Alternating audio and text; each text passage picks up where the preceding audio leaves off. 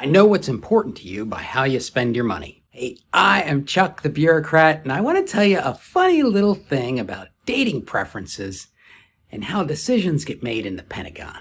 It turns out there have been a whole bunch of studies where researchers will host a speed dating event, and before the event, they collect the participants' preferences. I like a guy with a good sense of humor. And then, after the event, when all the participants have picked people that they'd like to go on a second date with, the researchers compare how their decisions matched with those stated preferences. It turns out sense of humor is not her number one priority. Sorry, guys.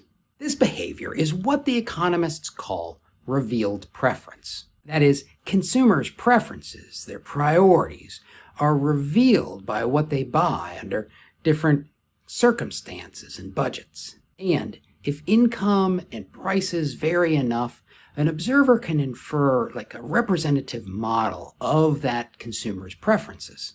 Now, how does this fit in to how the Pentagon or any bureaucracy makes decisions? Remember, bureaucracy forms when there is competition for resources that have to be distributed in a justifiable manner. In the simplest form of resource competition, sub-organizations like the Navy ask the Department of Defense for money.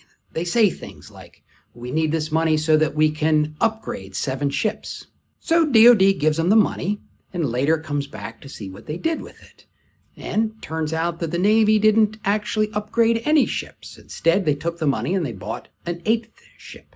And now the bureaucracy kicks in because the Navy comes back the next year asking for money to upgrade those 7 ships.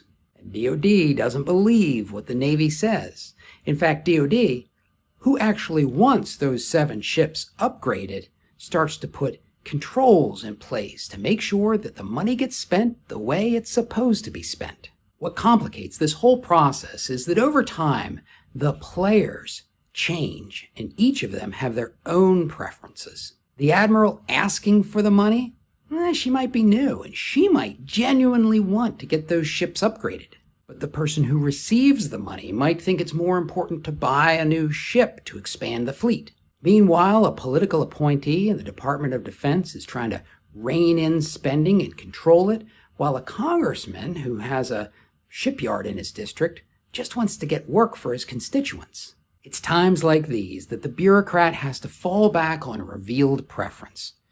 People say all kinds of things, but it's what they do and have done in the past that is the most reliable guide about their preferences. Now, take a look around your organization and see what people really value.